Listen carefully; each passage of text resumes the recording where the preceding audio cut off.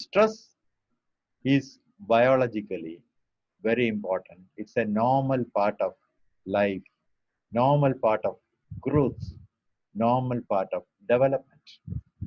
So, what is stress from the biological aspects? The biological aspects of stress is, see, we all live in life in a balanced state. There is a biological balance. Certain things are to be balanced so for a healthy living. And when that balance is getting shifted, that becomes a stress. And this balance is called homeostasis. So any situation where homeostasis is threatened is called a stress, is considered a stress by the organism. Organism means a living being. So stress response is the essential part of normal life, and the threat is stressor, and it is crisis, and it is a challenge, but it is also an opportunity for growth. Every living organism has stress response. Now, if you just look at the history, or in the living world, small animals, when they are threatened by a wild animal, that is a stress. Then man threatened by a wild animal in the forest is a stress, it's a threat. And wild animal, when it confronts a hunter, it's a stress. And man to man interactions also can be stressful. So anywhere where the balance is shifted, that becomes a stress. The what happens when you are exposed to a stress? There is one reaction is running away from it, what is called a flight, run away or escape. The other response is fighting it out, to overcome it and remove that threat. And in fact, there is a combination of fight and flight, or some people flight and then fight, depending on their temperaments, their tendencies, their predilections. The combination differs, but the entire stress response is a flight or a fight. Now, stress response has the following stages. First is an alarm reaction. You get alarmed. There is a threat. When there is a threat, you get alarmed. Then this is basically a function of our central nervous system. The brain, the sensory organs, they tell us that there is a stress. Sometimes it can be a hunger. Hunger is a stress. And that is the internal sensors in the body tell. So that is an alarm. Then there is a stress response, which is either a fight response or a flight response. Then this is a autonomic nervous system function. Well, we have a system called ANS, or autonomic nervous system, which prepares us either for flight or for fight, because your muscles get more toned up, your blood supply to muscles increases, your vision improves, you are able to see things better, you get a sharpness of hearing, and your heart gets faster, the blood pressure gets a bit higher. All this is in an attempt to prepare you for fight or flight. Then this cannot be a long state. After a desired time, that comes back to normal, what is called a restoration or recuperative. So these are the three stages of stress. And take it from me, any threat to our living situation, or any unfamiliar living situation, any unfamiliar work situation, any tension either in your personal life or in your vocational life, all these produces a stress response, and the physiological pattern is what you find. Now, stress response, when it is only for the time, required time, and get reversible, it's a healthy response. When it persists for a long time, it becomes an unhealthy response. When it persists for a very long time, it leads to states of illness. So health and ill health, it is determined by the efficiency or the appropriateness of our stress response. So stress is ultimately, I would emphasize, essential to a normal life, but when it is prolonged, it becomes a problematic. Now, coming to COVID, as you know, it's an immense stress. Sudden onset. The problem has suddenly started by the end of last year, that is November, it started. But the world woke up to it by the beginning of this year. Sudden onset, rapid spread across continents and countries. And it's a virus which is unfamiliar. It's a unfamiliar virus. Its pathology has not been well defined. And that is what happens. So the this is a situation which is suddenly it has taken seized the mankind. So what happens? What is the enormous economic devastation has occurred? Jobs are threatened. Job situations are just pulverized. So there's a lot of uh, shake or disturbance all over the world. Then there's a what happens when it happens like that?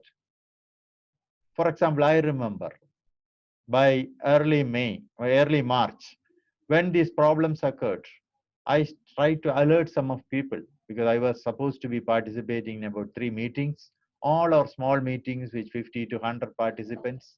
But then I said, now by precisely on 8th of March in Kerala, it seems the epidemic has come. Let us cancel it. So what is the standard response? You feel that it is a not believed. This is what happens. So the there's a tendency to minimalize it, to neglect it, and inept handling. This has happened in many countries. And now what is the outcome now? Looking at it, so more than 70% of the world population is in a lockdown situation. The life stands still. Not still, you are modified, but the routine life as it is lived has come to a close. Then it's a stress for nations, societies, and individuals, and looks as if our people keep saying that we are living in a dark page of human history. Now, when lockdown affecting large number of people occurs, the components of lockdown is social distancing and contact restraint. Now, the standard response is something similar to forest fire. Epidemic controls are similar to forest fire. What happens is, unless you directly face it, unless you get infected, somebody close to you and get infected, or in your vicinity there is an infection, you don't see it as a threat. Same thing is forest fire. And unless you see the fire and the devastation, you don't believe. So, but both epidemic control and forest fire, people fight anticipating problem, fight at the boundaries and distances. And this create a situation of denial and disbelief. Oh, all this is unnecessary. There is nothing. There is no forest fire. There is no epidemic. Why should we follow this? This has happened in all the countries. It's natural. And it produces a distress. It produces an anger when you are asked to lock down. And now there's a mandatory social isolation and home confinement, then quarantine for exposed people, either home quarantine or institutional quarantine, depending on the level of infectedness, and isolation and barrier medical care. So this mandatory social isolation is a very important stress or very difficult stress for many people. The question is why we need social interactions. What is the purpose of or objectives of social interaction? One is to meet our material essential requirements. We have to go out. Then, when you go out, we also gather information. We are gathering it through our media and all. But information also circulates in the society. And through your interaction, it becomes socially processed information. That also is that helps us to understand the living world. Then you also seek emotional support from our contacts, then some sort of companionship or comradeship when you go and meet people. Another aspect is you validate your ideas. I have some ideas about COVID. I get it validated when I go out and discuss with people who are knowledgeable or who are familiar with me. And my norms of behavior, where how I would like to discard the whole thing. What about other? If there are five other people, my own close people, my friends, they are obeying it, I will also start accepting that as a norm. So validation of norms. These are the purposes of social interaction. And some of us even go from home outside to escape from the rigor or monotony of home, even a tyranny of home. Home is oppressive. Seeking some relief, we just go out. So, when social interaction is deprived, you have material deprivations, you are not able to get your material needs done. Psychological deprivations, because the other things which I had described, like the validation, emotional support, and those things are not. Then social deprivation, because you lack the socially validated information. So these are the losses when you don't go out. Now, components of isolation, how it becomes a stress. I mentioned about the deprivations, material deprivation, that is physical deprivations, psychological deprivations, and social deprivations. Then you lose freedom. We all carry a sense of liberty with us. We feel that we are a free citizen, a certain liberty, and that is lost. Then loneliness. Plus, you have a fear, the risk of infection, and whether I have infected, and if infected, what is the outcome? Am I going to get seriously ill? And what would be the outcome? Then, most important is the financial strain. If you are deprived from work, financial strain. You also become apathetic. Your interest in keeping on interacting loses. Your motivation for doing things gets lost, what is called emotivation, and you are uncertain about how long this is going to last and what is the outcome. When I am going to get a, where is the, there is a, if, whether there is a light at the end of the tunnel, and when are we going to reach that end? This is the doubt. So now I'll just mention about loneliness. And loneliness is not aloneness, as you know. So you can be lonely even without aloneness, even in the presence of other people. And the other way around also. Even when alone, you can be not feeling lonely. You get feel connected. So loneliness has been identified as the largest growing epidemic in the world. I am speaking about time before the COVID. Loneliness has been identified over the last 10 years in mental health literature all over the world. Loneliness is identified as the something of an epidemic. It affects people across the countries, across the continents. And it has been extensively studied, the physical and mental health impact of loneliness. And 60 to 100% higher morbidity and also premature death occurs in people who are lonely. It has been demonstrated, very good studies. A study with about 5,80,000 subjects, it has shown that 60 to 100% higher morbidity and higher premature death occurs when people are subjected to prolonged loneliness. Then 100% loss. People, a group, retired people have been studied. Another big group of retired people, they estimated, the scientists found that every year of retired life, 10% loss in the quality of our life. So these are already there when the COVID occurred. It is in this population. But the loneliness which occurred in this time, the COVID, is not confined to these retired people, not confined to people who are deprived of contacts and communications. They affected all of us right in the prime of life. It affected. So that is different. The loneliness you experience now is different from the loneliness which has been there. But now vulnerable persons are here also more at risk and runs across age, gender, social class, and race. This is ubiquitous, universal. and support sectors in other things. For example, retired people, sick people, disabled people. There are some support systems in the community. Other people can care, but here you are also going through it. So support systems and support sectors are not there. That makes this loneliness of lockdown loneliness much more terrible, much more pervasive, much more difficult. Now, so we'll come to staying at home. What are the factors? Now, staying at home can be sometimes it can optional. People opt to work, or it can be a routine. Already you are accustomed to a routine of staying home, and now it has become mandatory. It becomes a confinement. When staying at home becomes mandatory, it becomes something like a confinement. And there are two options or two types. One is work from home, where work plus income is there. The other is without work, without income, a home confinement. The problems and stresses are tremendously, enormously different in the two categories. Now, the financial problems, the loss of income, is a major stress.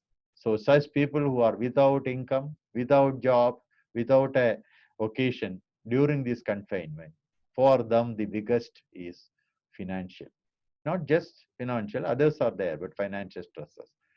There's a loss of means to live.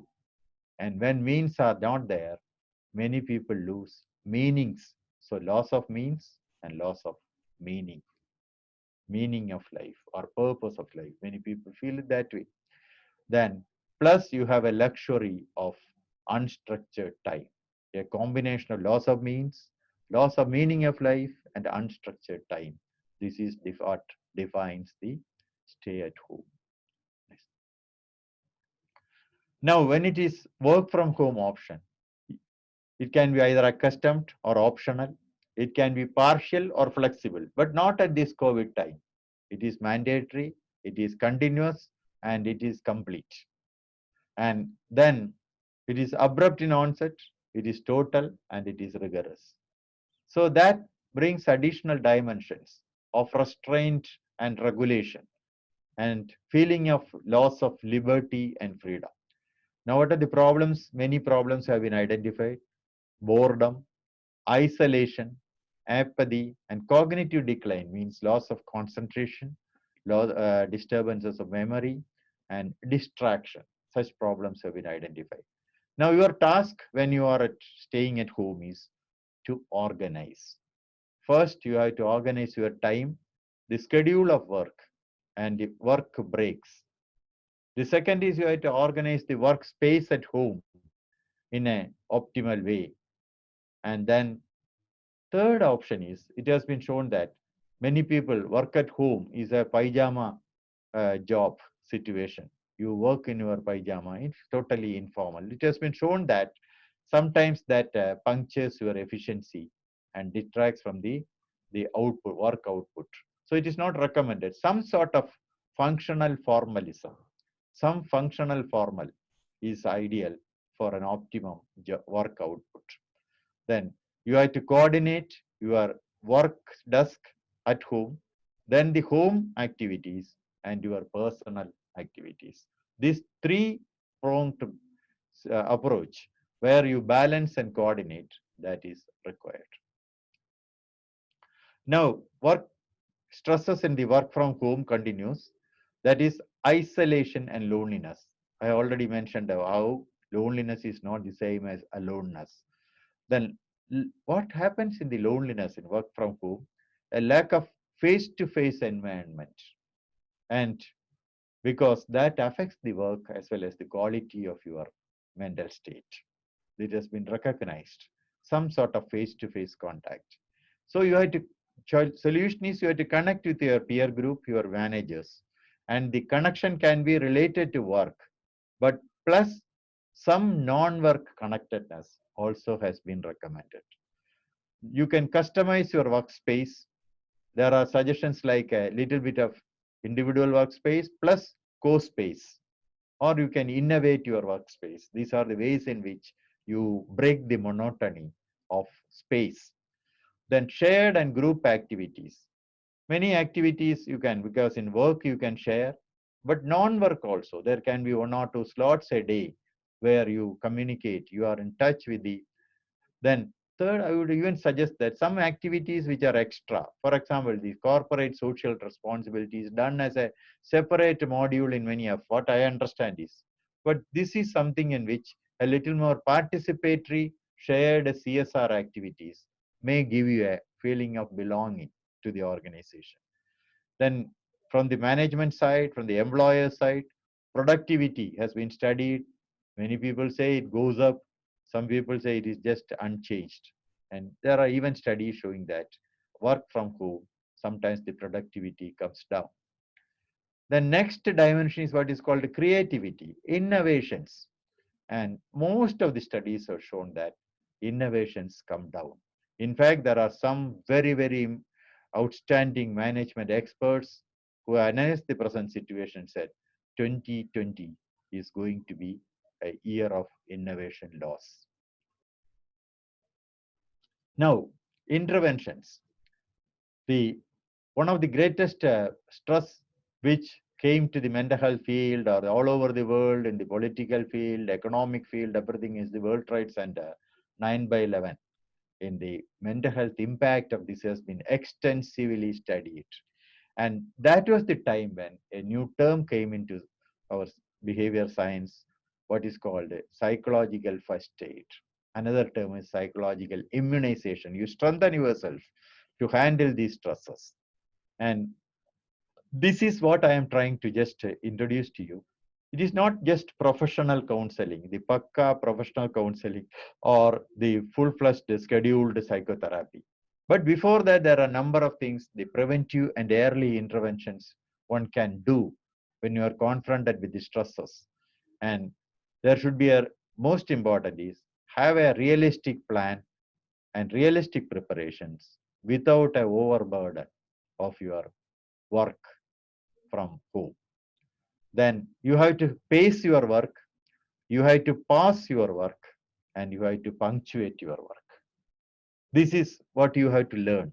That will, it has to be an orderly work pattern, but there should be some flexibility as far as your sense of convenience and your sense of well-being.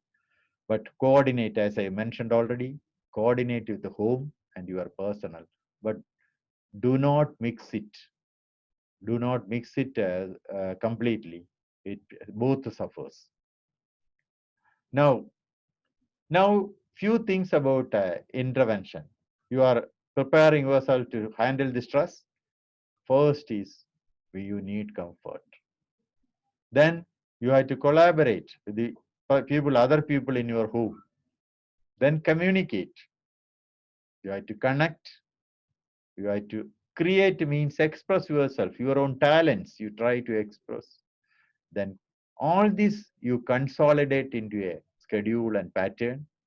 And when the lockdown is finally lifted, we are going to get, we are 35 days are over in another, because not completely, but then carry over all this consolidated pattern into your living after the lockdown.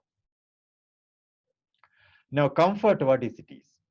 You have to have rest, you have to have good sleep and good food. You are entitled for that when you are working there. And then exercise is very important. This is people often overlook. Exercise has been shown as the single most important human activity which adds to mental health, exercise. It has been shown, physiologically it has been shown. But the problem with exercise is it is monotony. So whether you can have some participatory exercise at home, your children are there, your peer group is there, your spouse is there, you can make an attempt. But if it becomes a disaster, then don't do it. Do it a single solitary exercise. But exercise either way, whether shared or solitary, is a must. Then entertainment, recreation, and avoid, most important message I would like to share is avoid substance abuse. You have been used to occasional drink, increase. Now it is difficult to get, but if we, even if, or smoke for that matter, so substance abuse avoid. So these are the some of the components of comfort. Now collaborate. There are various activities in which you can collaborate in your non-work time: cooking, housekeeping, even child rearing, child lessoning, giving lessons to the child, gardening. We can try to regain in many households. Family kitchen has disappeared. Then family dine has disappeared. Try to restore it back. That would be a good idea. So collaborate. Then communicate without, because when you are working outside, you have to commute, you have to reach the workplace, you are in a hurry, hasty, hurried communication used to be the pattern. You never listen. You utter some instruction or hear half of what has been told to you and you just dash to your work. That can change. No haste, no hurry. You can listen. And one of the greatest human gift is considered as the art of listening. Art of listening. And then you can communicate with your spouse, children at home, and elderly. These are the two groups with which you can have a very rewarding communication. Then connect. Connect with the correct information. Avoid excess corona information and limit your social media exposure, because this has been demonstrated, proved in systematic studies that too much of exposure to calamity news that really plays havoc with our mental health. Avoid it. So you try to get authentic, optimal information at limited time, maybe once or twice a day. Then you connect with the partners in your workspace, in work as well as non-work partners. Then third is friends. You try to reach to friends who are stable, who are supporting. Then we have a statement what is called people who are naturally helpful, naturally supporting, naturally sustaining, what we call as naturally therapeutic people. In every society, there are such friends. Such people are there. So try to identify them, keep connected. Then wherever a communication it is possible, try to have a visual link, because face to face adds to the quality of your connectedness. Now create, express yourself. But this COVID, when the lockdown started, many people started planning elaborate way. I will write a big novel, somebody planned. Someone said, no, I have been painting. Let me make some 10 classic masterpiece painting. In a week's time, most of these activities came to a grinding halt, because you cannot like that. But be realistic in your planning to create and to express yourself. And various things: music, art, writing, handicraft, even utility activities. Fixing broken things in the home can be an expression. That art, the art of everyday living, that is the best time to learn. Then your talent is one where you express it. But when the talent is missing or you feel not comfortable with the talent, even participation. Now, last is appreciation of the expression of other people in the family or others who communicate it to you through media. One difficult thing for many people is people don't like to appreciate. Not all, but many people. So, a positive appreciation is an art which refines your mind. Then consolidate all these things: the connectedness, the communication, the collaboration, and the creative activity. All this you consolidate into a realistic, optimal fashion. A module which you acquired in 40 days of this lockdown, you come out strong with a consolidated dimension of your mind.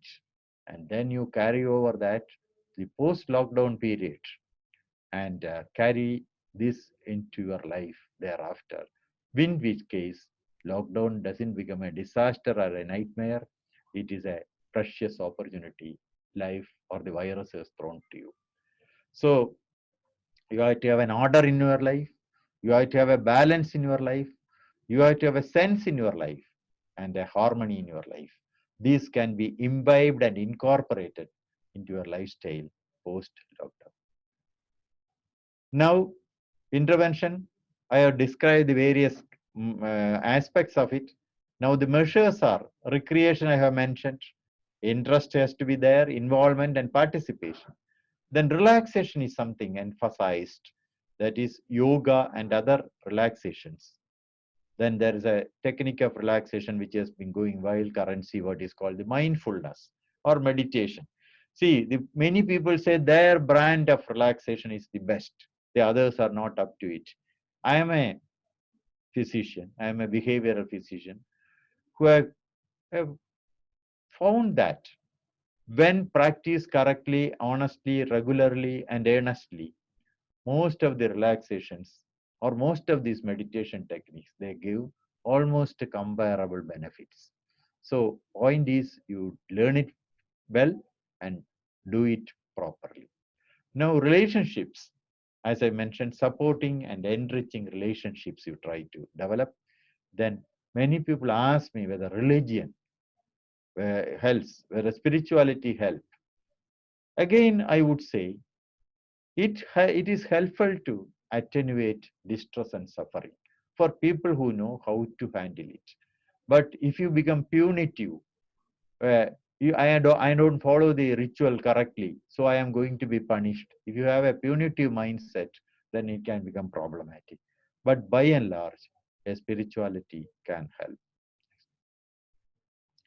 So these are some of the stresses I have mentioned, some of the techniques or aspects which you can practice, mostly a psychological immunization or psychological first aid.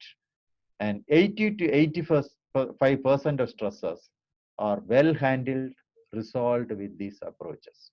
Only 10 to 15% you get problems which can escalate into a level needing professional mental health care. Only 10 to 15%. In our culture, I would say even it is lesser, 5 to 10%.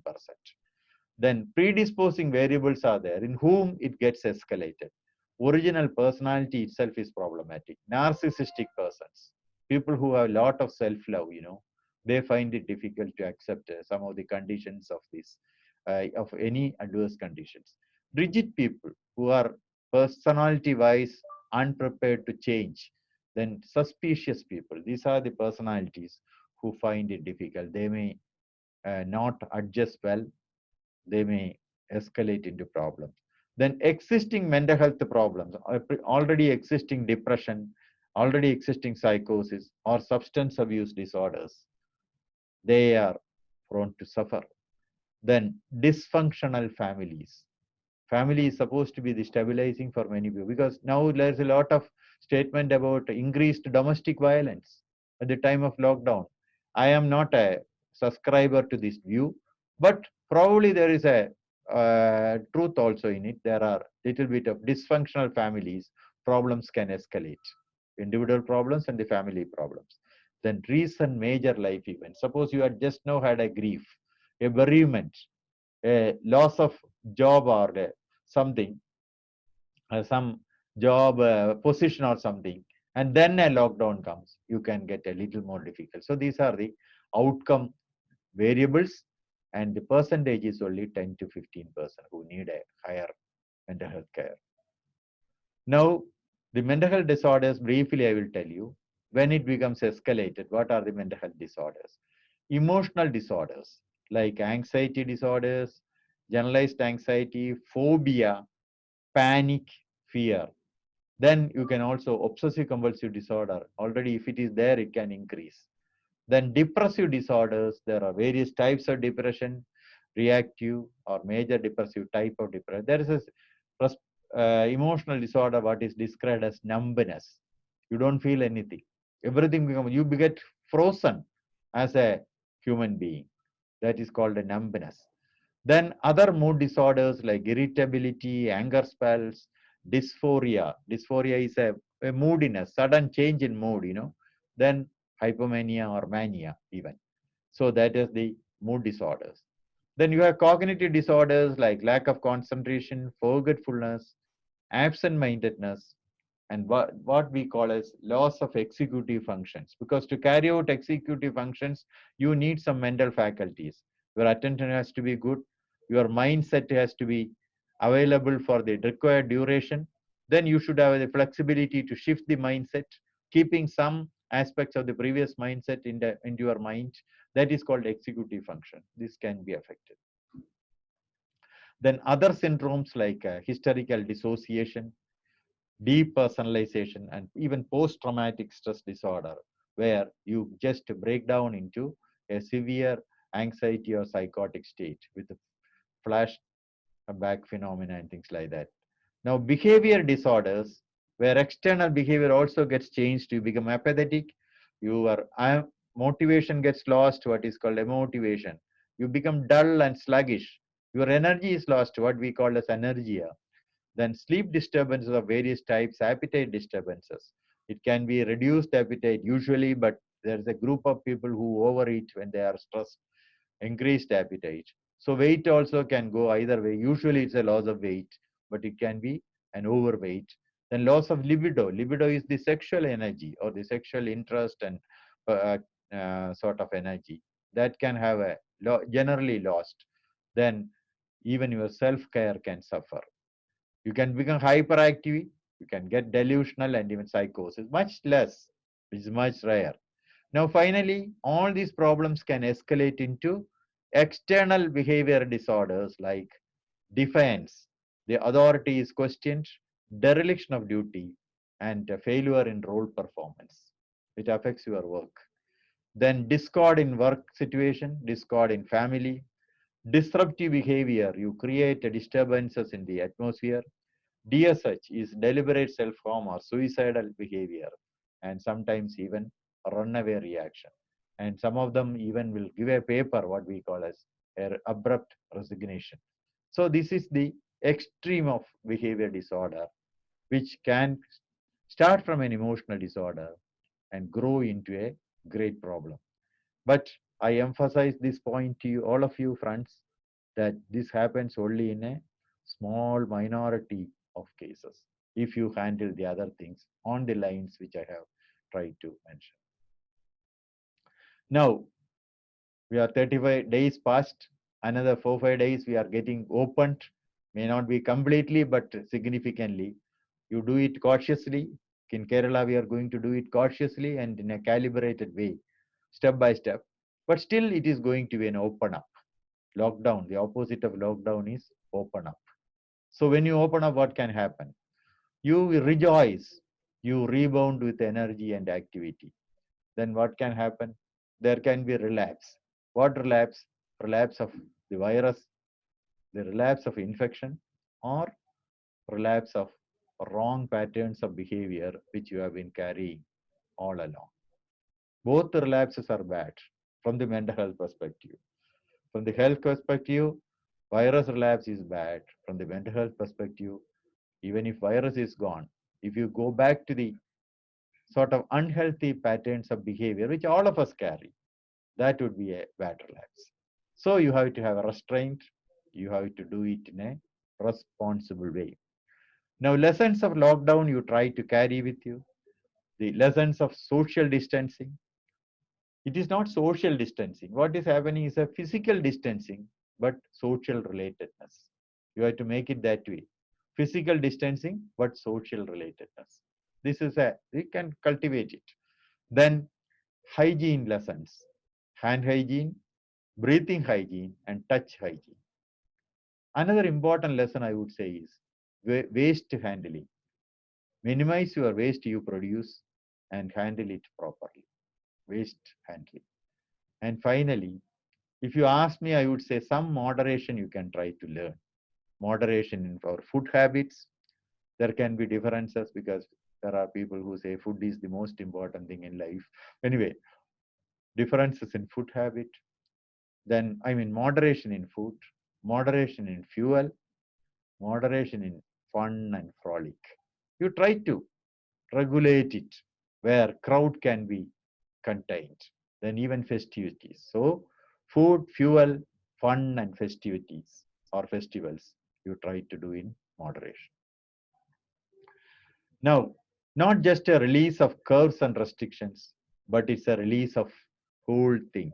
I would say it's a liberation from some erroneous patterns. I am not saying wrong patterns. I am not using the term wrong or anything. Unhealthy patterns we have all been carrying. And in our personal, social, and community lifestyle, this grand lockdown has come as a blessing, given you an opportunity to at least rehearse with this restraint, try to carry it constructively into your work. And what you aim? Let us aim for a cleaner planet, and we to be responsible inhabitants, responsible people living on a cleaner planet. And this is a better and safe environment and life model you try to present to the child in your family, the child in the world. Because remember, we are just custodians of a world for our children. And this is a field what I call generational responsibility. My life gets fulfilled if I keep a consideration for the next generation, all of us. So that generational responsibility, the COVID time can very well teach you. This is a very important part. Then I started my talk, my sharing, by saying that we are living in a dark page of history. But if you handle the post-lockdown situation on the lines which I have been trying to tell, your children and grandchildren, they would read as the most bright and vibrant period of human history. That opportunity is with all of us. In summary, I gave you a bit of about the physiology of stress, its importance in biology, the mechanisms of, and its importance as an opportunity for growth and development, and when it goes wrong, how it becomes ill health. Secondly, the lockdown, stay home, both the work from home as well as no work, stay home situations, and various components of the stress I have mentioned. Then precautions and preparations, which we have to take to prevent some of these difficulties. Then intervention, the psychological first aid or interventions which you yourself can incorporate, and various dimensions of that, like recreation, relationship, religion, like that, relaxations. Then various methods through which can be achieved. Then I also highlighted that 85% we can manage without any professional help. But in 5 to 15% it is there. What are the vulnerable factors which predispose a person? I have mentioned personality, pre-existing dysfunctional families, pre-existing mental health problems, physical ill health, some of these things, and substance abuse. And finally, when the lockdown is released, what are the probable problems that can be there, but then how it can be converted to excellent prospects of liberation and empowerment for your life on this planet hereafter. Thank you for involvement. We can start taking questions. Does anybody have questions?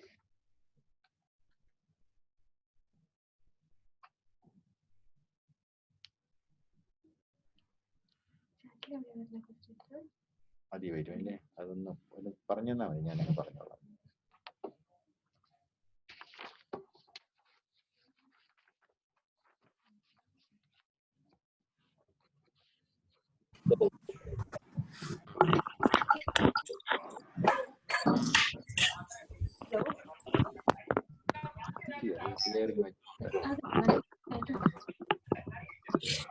Okay.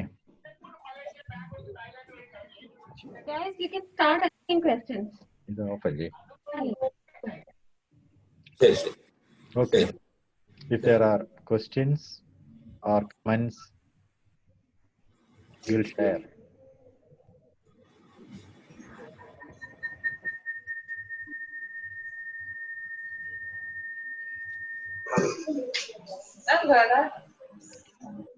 Hello.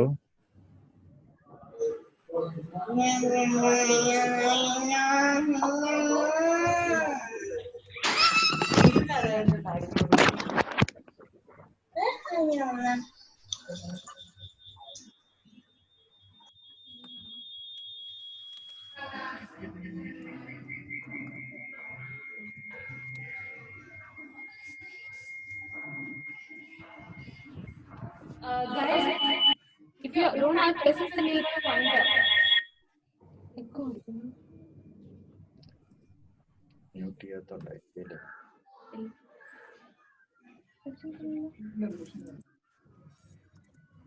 Guys, if you don't have questions, then probably we'll be winding up. So anybody have any questions can just ask up.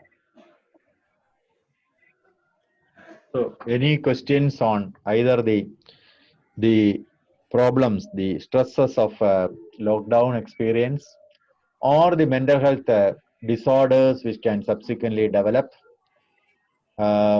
Any interventions, any of the methods which I have mentioned, I'd be glad to respond to clarify. Okay.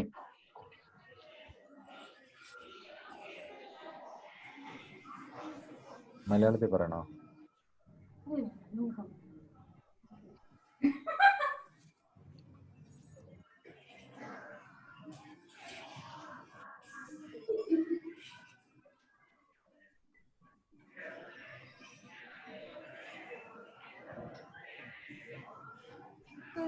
Hello doctor, my work used to get disturbed by kids, household chores, etc. How can I manage that effectively? Yeah. So this has been actually, I mentioned, Anu, sir, from Anu. Anu has asked a question that my work gets, work from home, I suppose, gets disrupted by the household Chores and kids. The household chores and kids. How? Because this is what I mentioned, you have to realistically arrange your home, because the workspace has to be, it may be a modest space, it may be a house without much of a extra space, or but then you try to, the workspace has to be kept away from your children.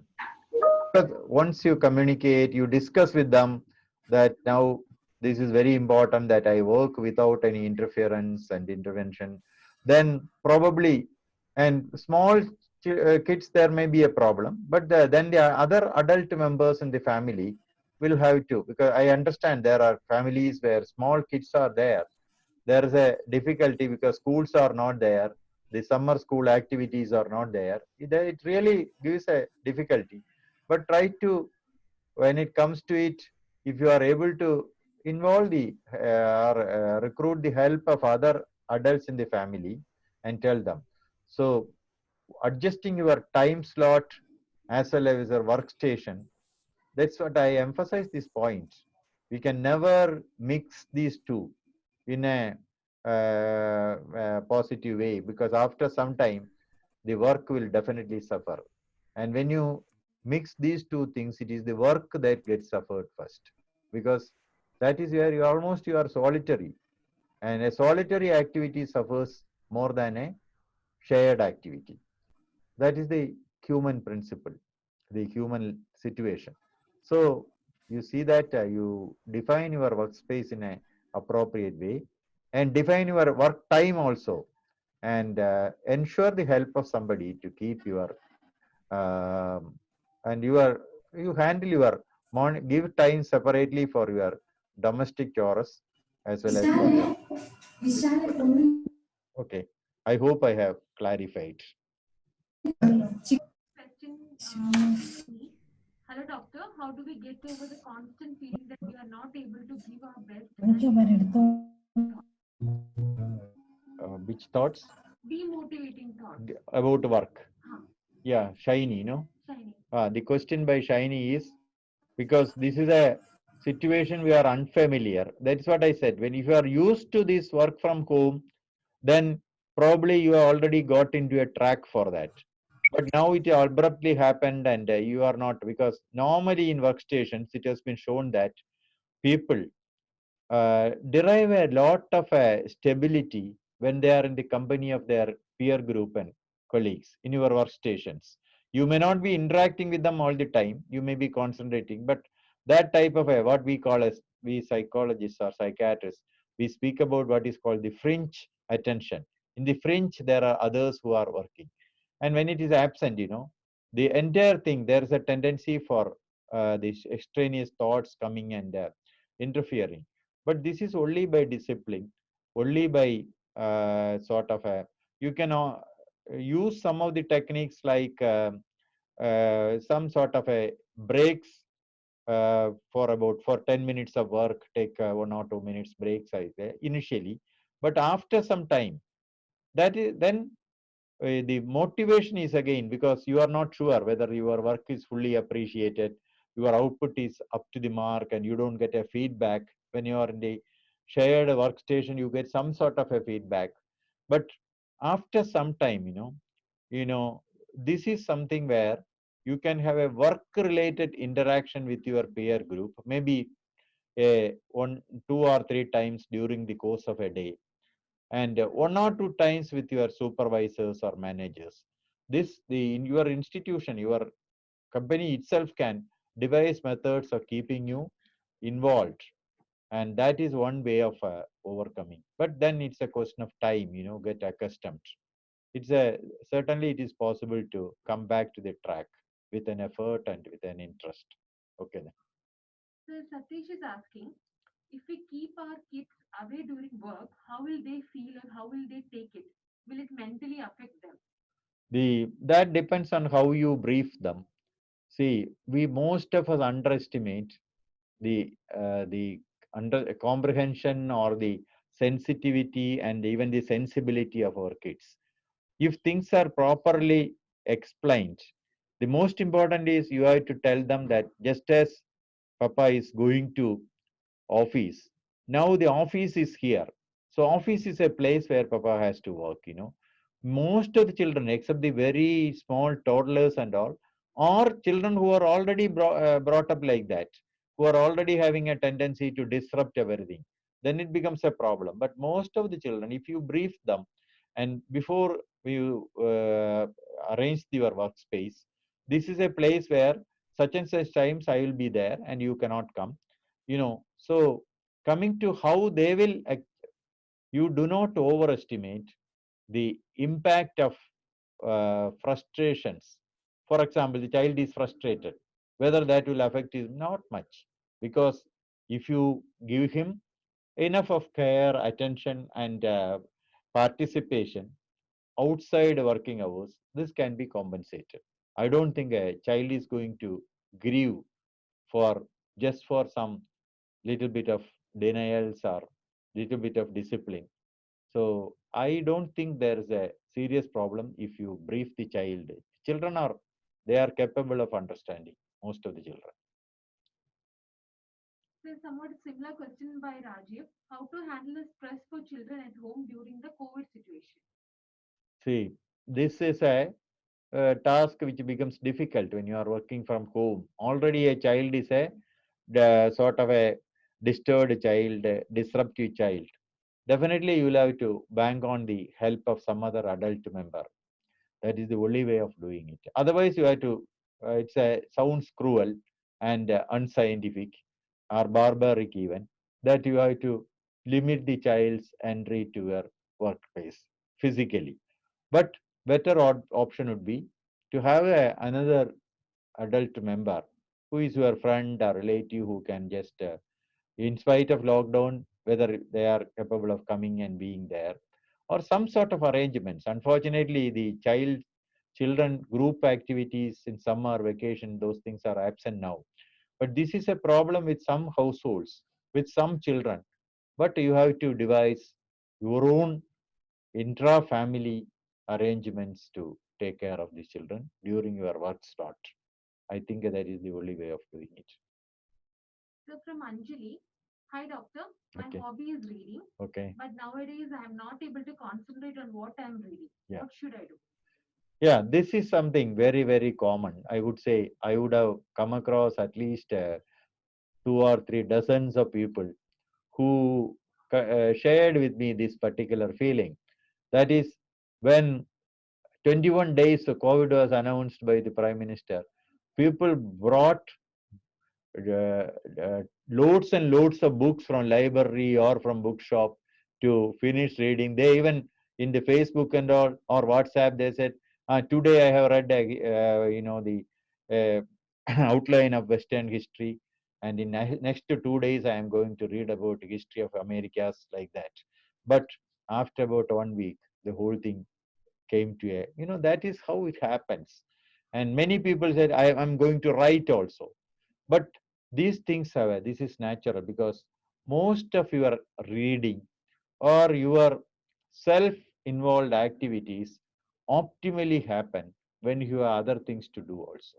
Because human mind needs a continuous involvement in a particular activity makes it stale, and there is a rule what we call as law of diminishing returns. If you read 2 hours, you grab a certain quantity of material or knowledge. Next 2 hours, what you imbibe can be much less. For most people, it is like that. There are exceptional people who can do it, but by and large, the continuously without involved in a same activity, it produces what is called a, I would suggest that you have a breaks in your reading, and but that you cultivate rather than devoting time entirely for reading. This is something very common, very often shared, and this is the advice which we give to most people, and that is how it happens. Okay then. Guys, any more questions? We have answered all questions that came in the chat. So, any more questions? So I wish you well for the remaining days of lockdown, and I wish you much more when you come out of lockdown to just to gather the strength you have acquired during this period and translate it into a good life. Okay then. Thank you. Okay, guys, thank you. So, we are winding up the session. Thank you so much.